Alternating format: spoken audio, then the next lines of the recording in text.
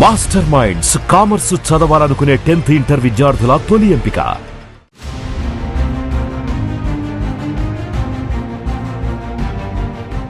నమస్తే, welcome to యోయోటీవీ. Jammu కాశ్మీర్లో ఉగ్రదాడిపై భారత అఖిలపక్ష నేతలు పాకిస్తాన్ ఉగ్రవాద మద్దతుపై ప్రపంచ యాత్ర మొదలుపెట్టారు. ఇలాంటి తరుణంలో అగ్రరాజ్యం అమెరికాలో ఉగ్రదాడి జరిగింది. వాషింగ్టన్ డీసీలోని క్యాపిటల్ జూయిష్ మ్యూజియం వద్ద జరిగిన దారుణమైన కాల్పుల ఘటనలో ఇజ్రాయెల్ ఎంబసీకి చెందిన 2 సిబ్బంది మరణించారు. ఈ దాడిని ఒక గుర్తు తెలియని వ్యక్తి ఉద్దేశపూర్వకంగా జరిపినట్లు పోలీసులు నిర్ధారించారు. ఈ సంఘటన ఇజ్రాయెల్ హమాస్ ఘర్షణల నేపథ్యంలో జరిగిన ఉగ్రవాద చర్యగా అధికారులు భావిస్తున్నారు. అయితే ఈ విషాదం మధ్యలో రామ్నగర్ రైల్వే స్టేషన్లో పోర్టర్గా పనిచేస్తున్న వినోద్ కుమార్ శర్మ నిజాయితీ కథ సమాజానికి స్ఫూర్తిగా నిలుస్తోంది. మే 21 సాయంత్రం వాషింగ్టన్ డీసీలోని క్యాపిటల్ జూయిష్ మ్యూజియం వద్ద అమెరికన్ జూయిష్ కమిటీ ఆధ్వర్యంలో జరిగిన ఒక కార్యక్రమం నుంచి బయటకొస్తున్న ఇజ్రాయెల్ ఎంబసీ సిబ్బందిపై ఒక దుండగుడు సమీపం నుంచి కాల్పులు జరిపాడు.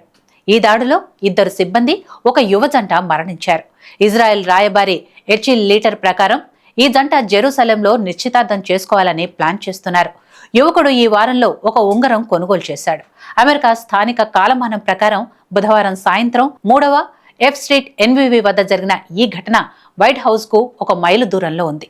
దాడి చేసిన వ్యక్తి సిబ్బందిపై సమీపంగా కాల్పులు జరిపాడు. ఇది ఉద్దేశపూర్వక చర్యగా భావించబడుతోంది. దాడి తర్వాత అదుపులోకి తీసుకునే సమయంలో దుండగుడు ఫ్రీ పాలస్తీనా అని నినాదాలు చేసినట్లు పోలీసులు తెలిపారు. దీంతో ఇది ఉగ్రవాద చర్యగా దర్యాప్తు జరుగుతోంది.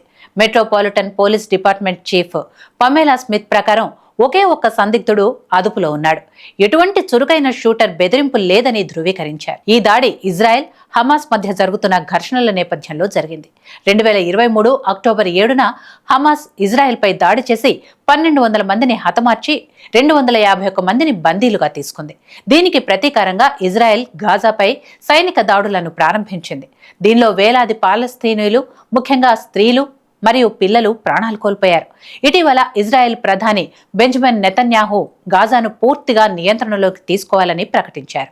దీంతో ఉద్రిక్తతలు మరింత పెరిగాయి. ఇజ్రాయెల్ గాజాపై విధించిన నిషేధం కారణంగా ఆహారం, ఔషధాలు, ఇతర అవసరాల కొరత ఏర్పడింది. మే 21 నాటికి కేవలం 90 సహాయ ట్రక్కులను మాత్రమే అనుమతించారు. ఇది అవసరమైన సహాయంలో కొద్ది భాగం మాత్రమే. మే 14 నాటికి గాజాలోని జబలియా, ఖాన్ యూనిస్ మరియు రఫాహ్లో ఇజ్రాయెల్ దాడులు 115 మంది పాలస్తీనీయులను చంపాయి. ఎక్కువగా స్త్రీలు, పిల్లలు. గాజాలోని అల్ అవ్దా, ఇండోనేషియన్, యూరోపియన్ ఆసుపత్రులపై దాడులు జరిగాయి.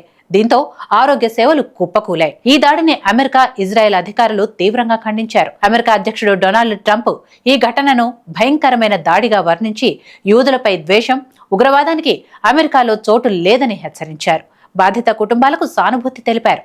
ఇజ్రాయెల్ అధ్యక్షుడు ఐజాక్ హెర్జోగో ఈ దాడిని యాంటీ సెమిటిక్ హత్యాకాండగా అభివర్ణించారు. అమెరికా మరియు ఇజ్రాయెల్ ఈ దాడులకు వ్యతిరేకంగా ఐక్యంగా నిలబడతాయని పేర్కొన్నారు. వాషింగ్టన్ పోలీసులు ఈ దాడిని ఉగ్రవాద చర్యగా దర్యాప్తు చేస్తున్నారు. FBI, హోంల్యాండ్ సెక్యూరిటీ డిపార్ట్మెంట్ ఈ కేసులో సహకరిస్తున్నాయి. ఈ ఘటన తర్వాత ఇజ్రాయెల్ ప్రధాని బెంజమిన్ నెతన్యాహు ప్రపంచవ్యాప్తంగా ఉన్న ఇజ్రాయెల్ ఎంబసీలలో భద్రతను బలోపేతం చేయాలని ఆదేశించారు. సామాజిక మాధ్యమాలలో ఈ దాడిని ఖండిస్తూ బాధితుల కుటుంబాలకు సానుభూతి తెలిపే పోస్టులు వైరల్ అయ్యాయి.